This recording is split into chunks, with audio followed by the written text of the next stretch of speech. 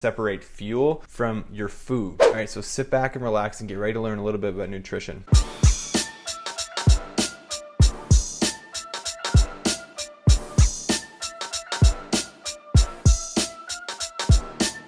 This video is going to be all about nutrition for runners, specifically for people that are new to running or training for the first 5K, don't really know much about it. This video is for you.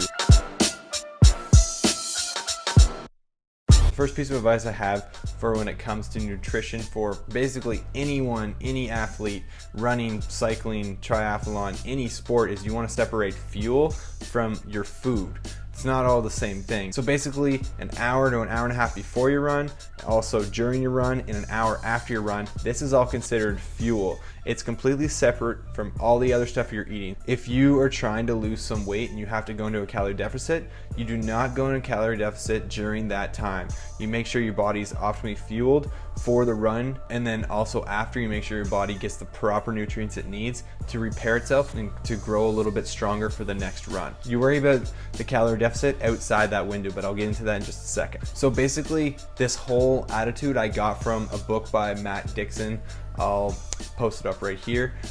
Basically, that was his philosophy, because a lot of people will try to lose weight when they start running or any sport. Specifically in his book, it's about triathlons, but the same thing applies.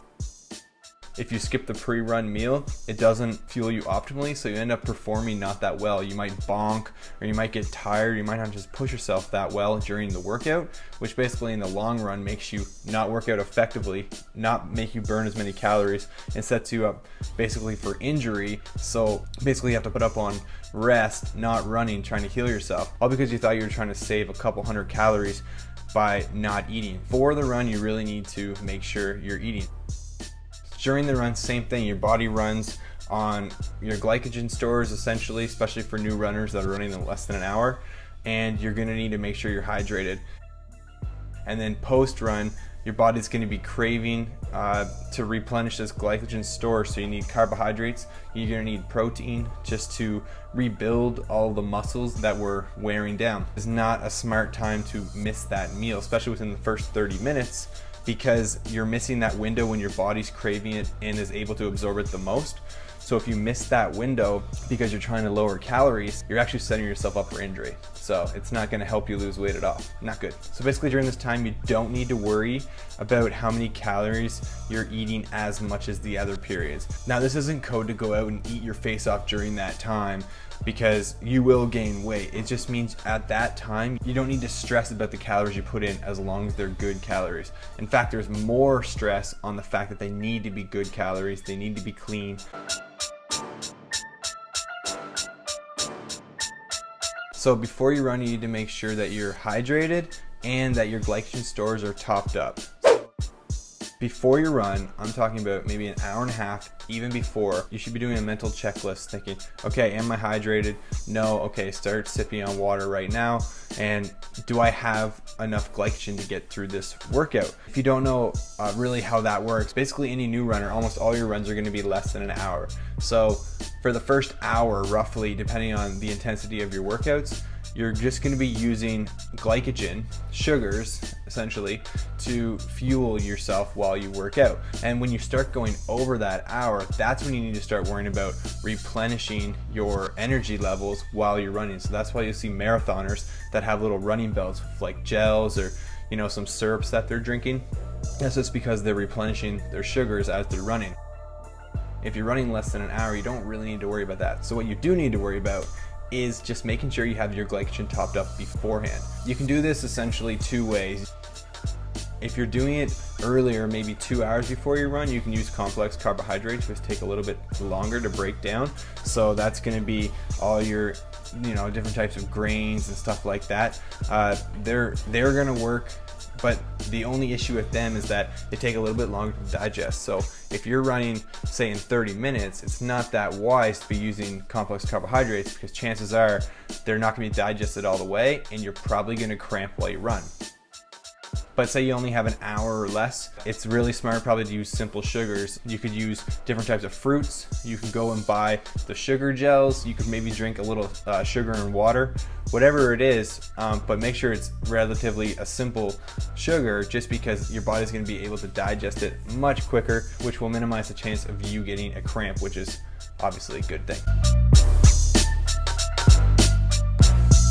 So during the run, I've already touched on this a little bit, but all you need to worry about is basically sipping on water, because your glycogen stores are not gonna run out within that hour. And if you're just training for your first 5K, chances are you're still working your way up into running for a full hour. I find the easiest way is just like every 5 minutes or so, just take a little sip and to wet my mouth. Sometimes just wetting your mouth is enough to take away that thought of thirst, but drinking too much obviously might cause cramping as well. The most important thing you need to know about post-workout is that there's a 30-minute window in which you need to replace your carbohydrates, your water, and some protein, and some good fats would be good too. So basically eat a whole balanced meal right after a run and drink a little bit or quite a bit of water as well. 30 minutes is huge. Your body's able to absorb protein that much better in that first 30 minutes. So basically your body's craving it, so just give it to it then. If you miss that window, if you miss that 30 minutes, your body just won't be absorbing it nearly as well. So yeah, so for post-workout, make sure you're drinking water first, then replace your sugars or your carbohydrates just to get your glycogen stores back up, and then eat a clean, lean protein. Maybe 20 grams or so after you finish your run, and that would be ideal after every run. And if you can make something that you like to do every time, I'd recommend just having that set up and ready to go every time after you're done running, because quite often you're pretty tired after a run, you don't feel like making anything. So if you have something made, it's even easier to get that in you really quickly. And if you want to optimize for weight loss, just make maintainable changes in the other parts of your diet. So the first thing that you can start doing is, when looking at your other parts of your diet, is to cut out pop or simple sugars that you're just drinking, basically unnecessary calories that you're putting in that you don't really need. So for dinner, just drink water and don't worry about the pop. You're gonna save 200 calories every time, which is a huge benefit in the long run. The next thing I would say is to eat more whole foods and eat more fruits and vegetables. It's simple advice, but these types of foods are just less calorie dense, so they're gonna make you feel more full for less calories, and not to mention they're nutritious. Your body's not gonna be craving nutrients as much. And the good tip that I like to follow is that I only snack on fruit throughout the day. This is in replace to my old snacking habits, which was much higher calorie dense foods like chips and cookies and granola bars, and basically things that had a lot of oil. Now, not all these things are inherently bad. It's just the fact that if you're eating really high calorie dense foods, you're gonna keep eating until you feel a little bit full. You're just gonna end up eating way more calories. So these are my tips for nutrition for beginner runners. I hope this helps you out. If you're enjoying this series, subscribe to me so you can follow along as I keep making more of these videos for new runners, someone that's new to making their first 5K. Thanks a lot for watching, and keep going after those goals.